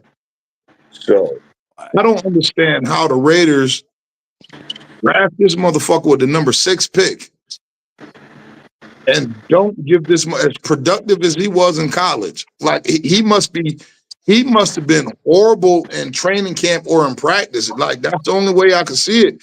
But then even if he was horrible, he wouldn't be number 1 on the depth chart. He's number 1 on the depth chart, and they just not getting him the ball. And it make me think Pete Carroll think that this motherfucker remind him of Marshawn Lynch, man. Thank you, Ronton. I'm giving you a hug through the damn Zoom. I mean, I wanted y'all the to stay pen. with me. I wanted to put it on the floor, but I wanted to see exactly where he was from and all that, and like see what his mannerisms may be. You feel me? Like, but he a Florida boy. But I felt the same way because I'm asking myself the question when I was watching them lose to the Chargers. Why are they not giving this damn running back the ball? Remind Pete Carroll. I mean, he got dreads. He probably remind Pete Carroll. That nigga probably walk around a goddamn facility eating Skittles. Who the fuck knows? That nigga reminds something about that motherfucker. Remind Pete Carroll of Marshawn Lynch. Then why did he draft him? Pete Carroll didn't draft him. I'm like this. If they give him the ball, that's gonna open up a lot for this Raider offense. Thank and you. they're gonna start winning games. Because the hardest thing to defend is a running back that opens up play action. Even the most idiot of football player knows that. Listen, and they got the perfect complement to it. They got a running back who open up, and they got a tight end who can control the middle of the field. Like this boy, Brock Bowers is the fucking truth. I've been watching him since he was a freshman at Georgia, y'all. And he might have been the best player on that national championship team as a sophomore with all them first round draft picks and all that shit. That year, all them draft picks that Georgia had going to the league that year. He might, besides Jalen Carter, he might have been the best player on that team. And they got a good receiver too. This past game, he had free touchdown. He had free touchdown for 185 yards and 7 receptions.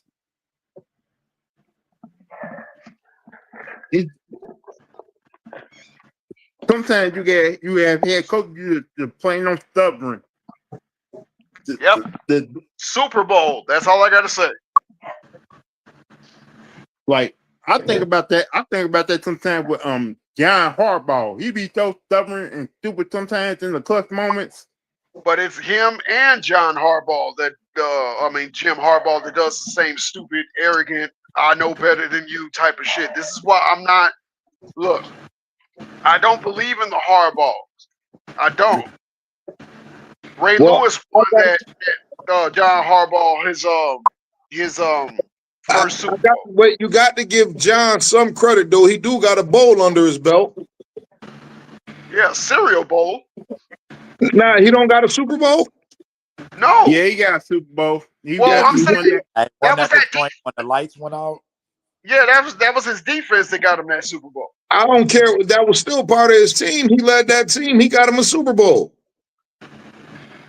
Let me have this one, Ron. If you look at the first game, if you look at the first game of the season, Baltimore did, even though Baltimore lost that game, they still had the opportunity to win the game.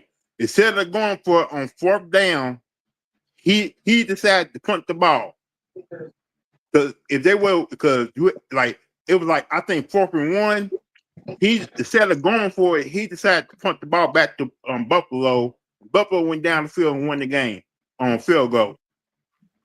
It's 4th and 1. You have an opportunity to get the first down and probably run the clock out because you got Lamar. You still got Lamar Jackson. You got Derrick Henry. You just need 1 fucking yard to salt the game away. 1 yard. Listen, to given Sunday. And the crazy part about it, all they had to run is RPO, and you're not stopping them from getting. Because if you collapse on Derrick Henry, Lamar gonna go outside the corner. If you contain Lamar, guess what? Derrick Henry can either sledgehammer, or guess what? The tight end becomes free now because the linebacker has came up and pressed Lamar with the defensive end. So you got the tight end right there. You done got them seeing your defense run pass option.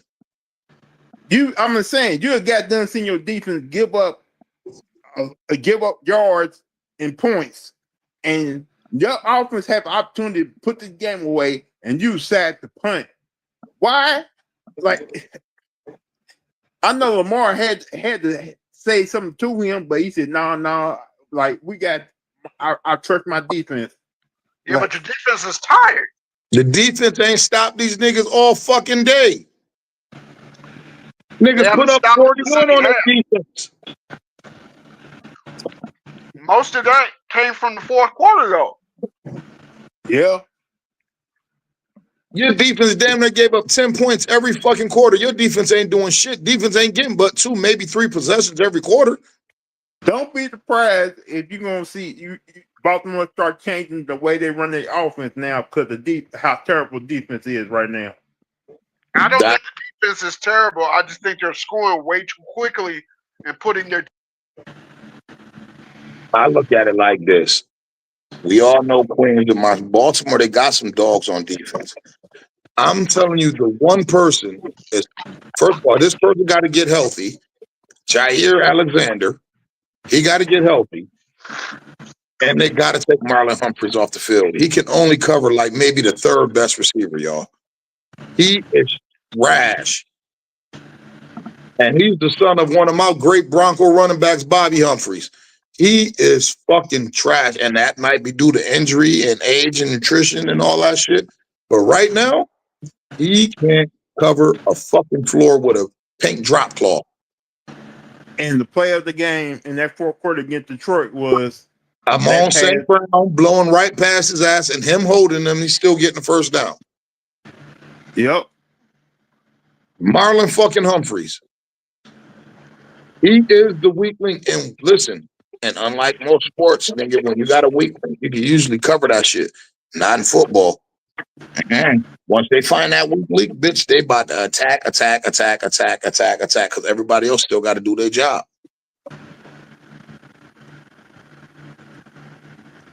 And I believe they did tackle was out that game too for Baltimore against Detroit. Like I said, like a team like that, like Baltimore, the overall, like when you look at the 3 games and you look at it, it's like the offense is not the problem. Y'all know y'all got to turn the offense put up.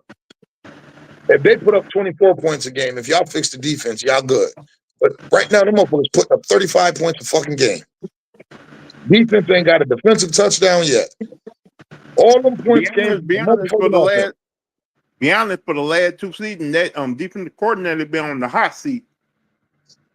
Because after that defensive coordinator left to go to Seattle, they promoted that guy, and the defensive coordinator, and fans had not been happy with him at the coordinator for the Baltimore Ravens.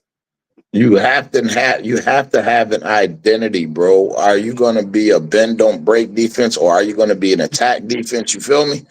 Like I might not have the athletes to be a tech, but like, bro, you got one of the best linebackers in the league, and maybe the best safety in the league back there calling your defense, bro. You niggas should be fired. You got 2 to 3 levels, 2 of the top positions, at 2 to 3 levels, you got 2 of the top 5 players at each level. Kyle Hamilton at safety and Patrick Queen at fucking linebacker. And he's not really using them too. Basically they're playing like, I remember Baltimore always used to play real tight defense, but they kind of playing off on defense right now. I'm like, Jair Alexander was acquired to shore up the secondary, be the QB1, the CB1, but he hurt. I don't think you ain't gonna see the same Alexander I saw at Louisville, because that knee injury kind of did something to it, kind of really messed up this game. Like he may not be the same player ever again. Well, that's the thing we love about football. Any given Sunday. Any given Sunday, bro. Like I know people are getting on the Bengals right now because of what happened against Minnesota, but people need to remember they still got the receivers, they still got the running back. Yeah, in Minnesota, because they turned the ball over 6 times. Listen, they ain't got the quarterback to get them receivers the ball though. That's the biggest part. Joe Burrow went down. That backup quarterback ain't gonna be able to feed T. Higgins and Jamar Chase the way he needs to. Yep. Like I just looked at our game. That same quarterback, everybody gets on. When Burrow did get hurt a couple, I think what 2 years ago, he was still putting up numbers. They just got to make adjustments. But that was with no expectations. There's expectations this year. Well, we gonna see what they do Sunday because they show got to come see us. Go Denver. I know what Vance Joseph gonna do to him. Bitch, he coming. Show me you That's can beat Monday. the Blitz, kid. I think the game's Monday in Monday, Ireland. Show me you can beat the Blitz, youngin. Boy, like the best way to beat. Gotta get the ball out there. I think that like the owner being cheap is he gonna pay for that crap now.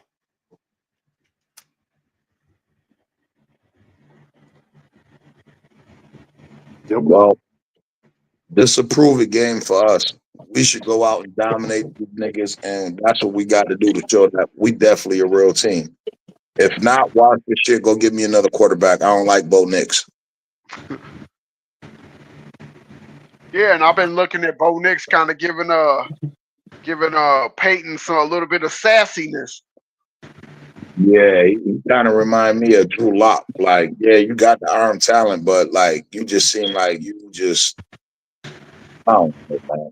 I don't know. I'm trying to look at every single quarterback in college football right now who ready to be a pro quarterback. And right now I can't really point out one that's gonna be able to hang in the pros. Right, they talk about that guy. They talk about the quarterback from LSU being a top 5 pick, but I don't know, man. Like right now, I think the best decent quarterback is the one at Oregon.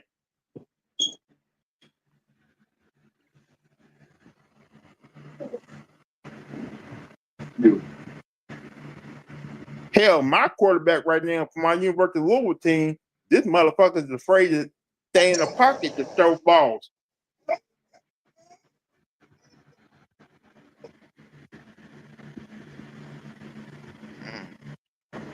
I want to know what Dion think. I haven't heard him in a minute.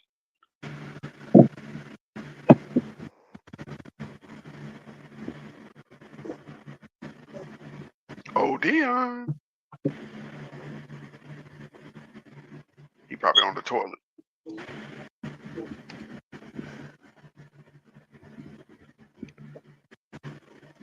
But I look at it right now. I think the MVP race is going to come down to Lamar Jackson and Josh Allen. I don't.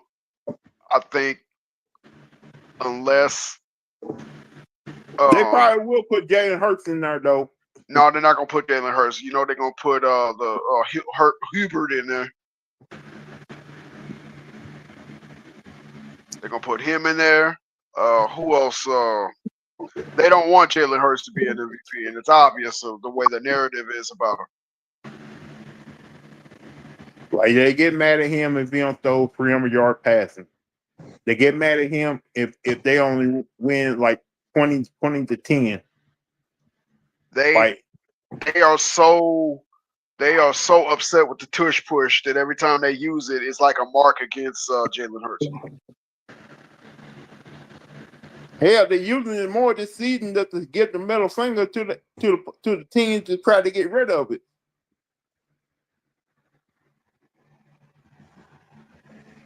Like to me, it shouldn't matter if they use the tush push or not. Like it don't matter to me. Like, hey, stop trying. Like, is it an advantage for them? Like, not really. To other teams are mad because they don't know how to use it like the Eagles do. The thing about it is they are already look at it from the way I'm gonna paint the picture, okay? Carson Wentz, if he did not get injured in that Super Bowl run, chances are he would have been MVP. Okay. Carson Wentz gets injured. Nick Foles wins the Super Bowl for Philadelphia. Nick Foles goes somewhere else, ends up Carson Wentz is now back at the helm, the face of the Philadelphia Eagles. He can't get out of his own way. Then they draft Jalen Hurts. and he ends up turning them into a Super Bowl champ, something that Carson Wentz couldn't do. He's always going to get hated for that. Always. And that's just how I look at it. Basically, it's not Carson Wentz's fault that he got injured like that. Like It's not Carson Wentz's fault, but that is the reason why football is football, because any given Sunday, something can get changed. One injury, one bad block, one bad roll of the ankle, one knee injury, things can change. Your season could change upside down. Then look at the running back for the Cardinals. He broke his ankle. He's out for the season. Now the Cardinals got to try to find a way to win without there on James Conner. Excuse me, shit. I say it like this: if Carson Wentz don't get hurt, he's still the quarterback of the Eagles to this day. Because I think Carson Wentz was, after the injury, was trying to justify that he would have did the same thing Nick Foles did in the Super Bowl. He tried to justify his contract, justify everything. And I wouldn't be surprised if he has to do good out there in Minnesota now. Actually, I'm actually rooting for Carson Wentz, to be honest with you. I'm really rooting for him. Because we all knew J.J. McCarthy was not ready to be a quarterback for the team yet. Because you did not play your rookie season because you was out with that knee injury. You finally came back.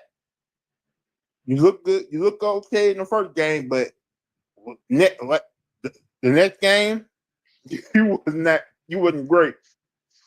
Against the Atlanta Falcons team, who gave up 30 points to the Carolina Panthers.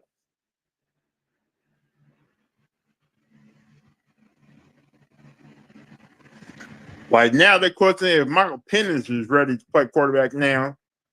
But since getting shut out by the Carolina Panthers, yeah. Like you got Kirk Cousins, you grabbing Michael Penix because you want him to learn under Kirk Cousins. But are you doing that? No, because Kirk Cousins struggled. Then you pull them out and put Penix in there and try to win games for you. Michael Penix is not ready yet. He still need to learn a couple things.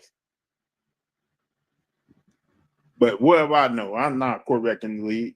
Like you pay Kirk Cousins all that money, he just sitting on the bench collecting a big ass paycheck right now.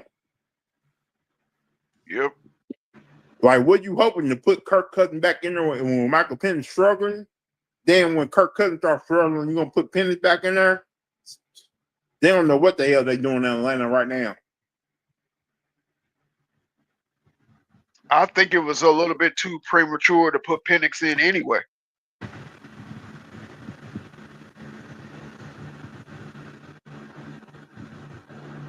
I got a feeling if Penix gonna start this Sunday, if he struggles, they're gonna pull him out and put Cousins in there. For real? I believe so.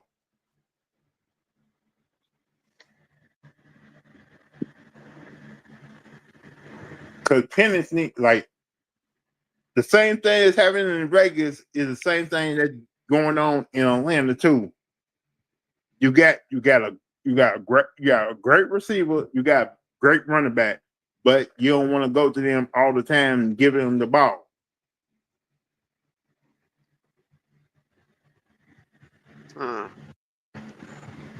It's like you got like I also look at the New York Jets situation. They got a decent weapon too, but they want to Justin Fields is injured. Yeah, but you got Tyrod Taylor playing as your quarterback right now, and if you watch their first two games, they were running the ball down people's throats till they stopped doing that, going to that. They wanted to start passing the ball.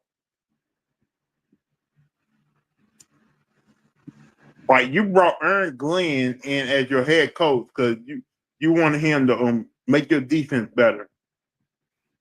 And what Detroit do when Aaron Glenn was head coach, they ran the ball down people's throats and had a lot of play acting plays.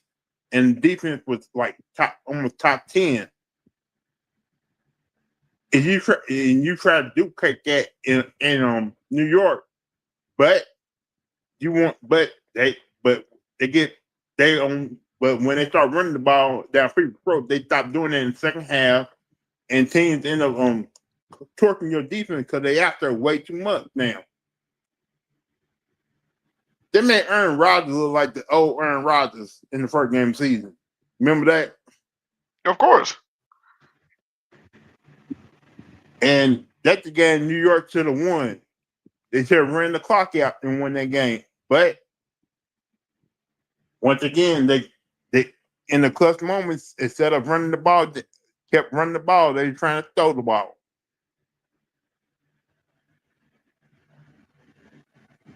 Yeah, Justin Fields is not even that type of quarterback that you're going to do that to. And you look at the situation in New York right now with the Giants. You probably got one of the most upcoming receivers, and you expect Russell Wilson, and Russell Wilson don't want to go to him. That's why Russell Wilson is on the bench right now, and you're going to start a rookie at quarterback. They're going to probably try to get the ball to they top wide receiver all the time, and teams going to game plan for that. And they're going to probably end up losing a lot of close games this year. But they also are not running the ball enough. Yeah, you got Cam Scatterboo. Scatterboo. And you got two good running backs. You had two good running backs on your bench that whole game, and you kept running the same play to Scatterboo.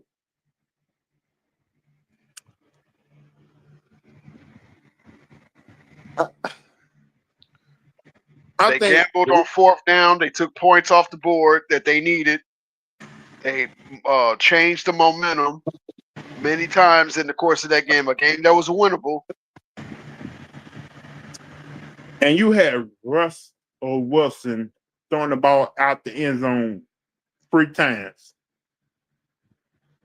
I understand why you had to put him on the bench, but you signed Russell Wilson, Cam Newton, and drafted Jackson Dart.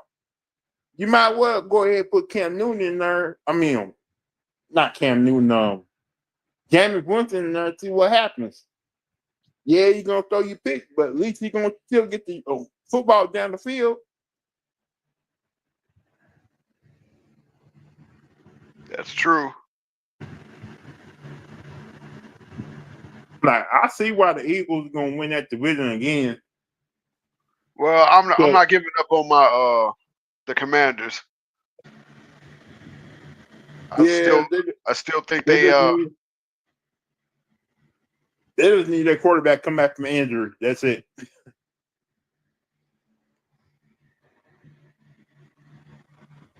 It's like don't make like I hope they don't do him like they did on your boy back in the day. RG3. Yeah, RG3 thought he was John Elway. they try to to me you got 2 good running backs, even though you lost your one running back for season with a killer injury. You still got 2 young, decent running backs. You got a wide receiver who asking to get the ball to him. Like, I'm wondering, are there situations they don't trust their second year quarterback to throw the ball to his receivers, hand the ball to him because they run a whole lot of option play with him. Like, he got you out to the NFC Division Championship game. You got 2 great young running backs. Use your weapons.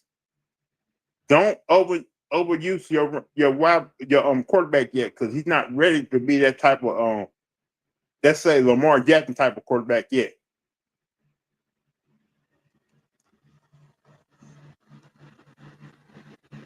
So I think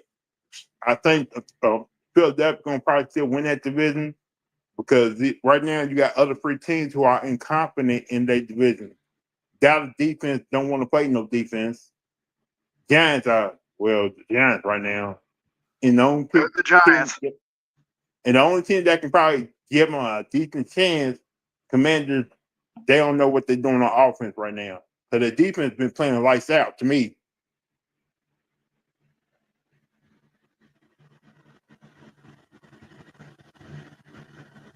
The plantation Cowboys, they're reaping what they sow. You know, until Jerry is out of the way, they're never going to win anything of substance. What else? The champs are the champs. They're proven every week they're the champs. I'm not surprised. The Giants are the Giants. They've been in quarterback hell, and let's not forget that the quarterback that they gave up on is lighting it up in Indianapolis. But no, he's not getting enough love. But as I said He's before, getting the world because they think he's gonna blow it once again. Because it's Daniel Jones. People think what right now Indianapolis beating teams that ain't good right now. They just gonna like when he finally start to play good teams, he's gonna turn into old Daniel Jones. okay, that might be true, but what he's doing right now, he's doing better than Russell Wilson. Of course, everybody knows that. I can come out of retirement and do better than Russell Wilson. Like right now, the backup quarterback, he may be out the door now because everybody thought Daniel Jones will fall flat in faith, and they put the backup quarterback back in there again as starting quarterback, and he's probably on his way out to Indianapolis to probably going to another team. Are you talking about Richardson, Anthony Richardson? Yeah. I don't know. He needs to go. So if he does go somewhere, he needs to go somewhere where he can develop.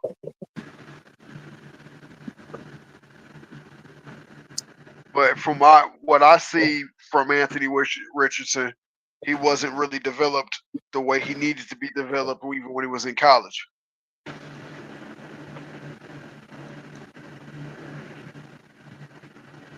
But I don't know. This is my favorite part of the year.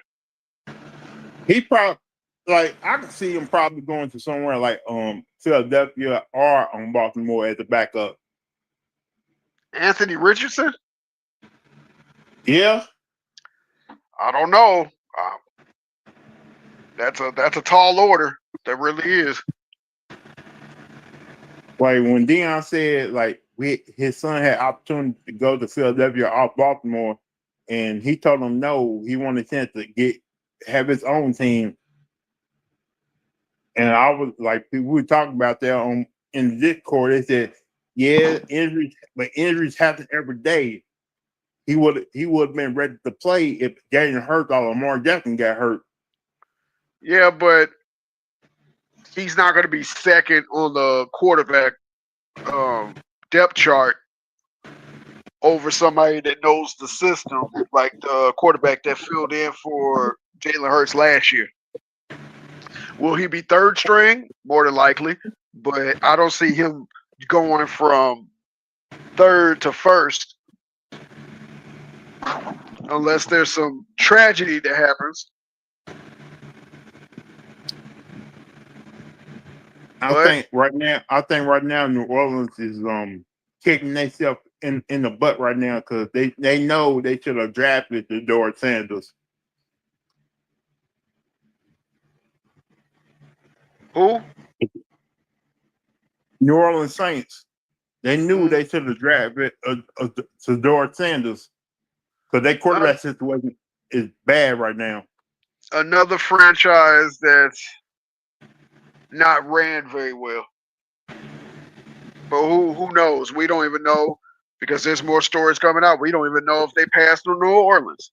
Because remember, his dad said there's franchises I don't want my son to play with, and I'm not going to allow him to play with them. So, I don't know. He should have went to Pittsburgh, in my opinion. Pittsburgh didn't want him. They didn't draft him. Or maybe he didn't want to go there either. We don't know.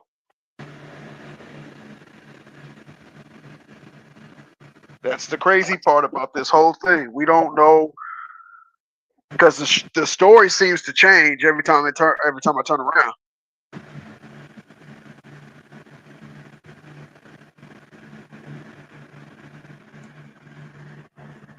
But I would run a ticket.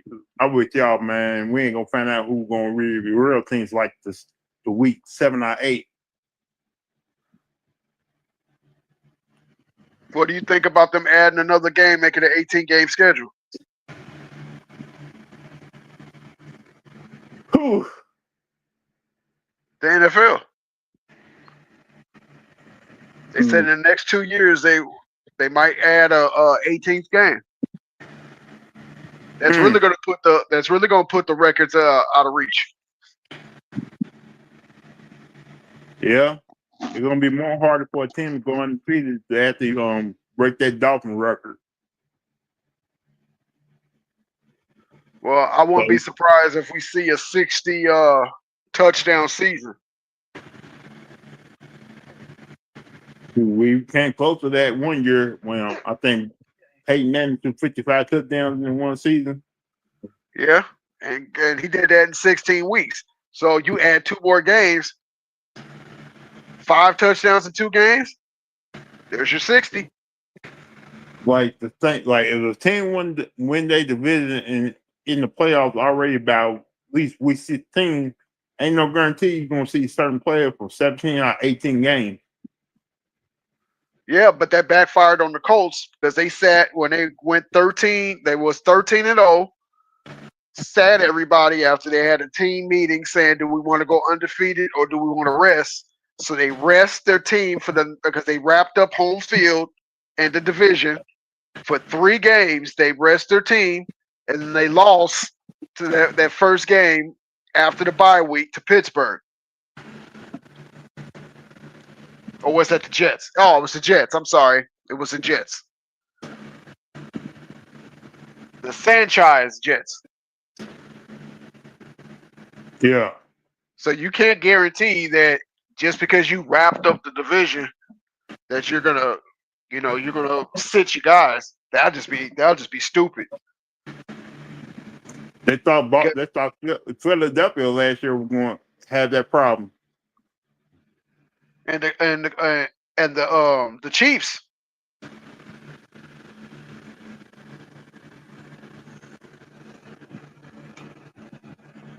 Like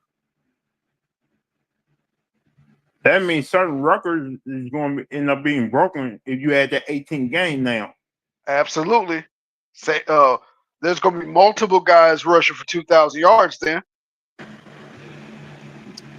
I mean that Eric Dixon record is going to be broken. Going to be shattered at some point. And he already said, I don't want nobody to break my record. Because that's the only thing he has. He wasn't a Super Bowl winner.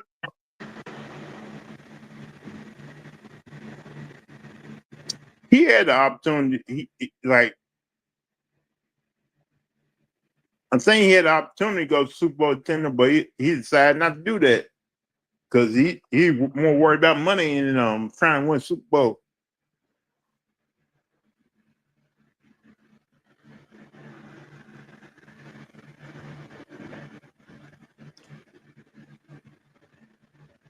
You heard 49er worked out Salvo Sanders. The 49ers? Yeah. Yeah, but I wouldn't put no. It's not like he's going to be probably to the practice squad. But Like they do sign him over there, they're going to try to sign him as the Monopoly to actually play him, actually get him go out in the field and start playing. But I wouldn't mind seeing him play. you never know. But San Francisco seems to be about their business. So I don't see them trying to do novelty type of things. Yeah, they need focus on trying to get deep at the end and come in to help. Because without Bosa this year, it's can't believe that happened. It ain't look that bad either. Yeah.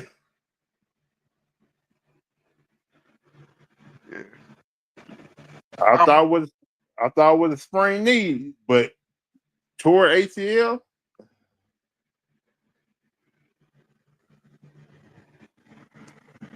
Yeah, that's crazy. Mm. I'm gonna have to take this phone call right quick. Let me hold it down for me. No, I'm about to end the show, man, because I got things I gotta do. All right, But big lemon appreciate you pepper. coming by, man. Oh, dude, anytime you need me, I'll be there. Just keep strong, keep fighting. You're in my prayers. We love you in this YouTube streets, and we're all here with you, my guy. All right, man. I'll talk to you soon. All right. Yeah, I want to say my guy coming back, talks a little bit of football with me. I want to thank everybody who actually came back too. A lot of love to every single one of y'all. We probably do this thing a little next week too. Other than that, I'll holler at y'all later. Peace.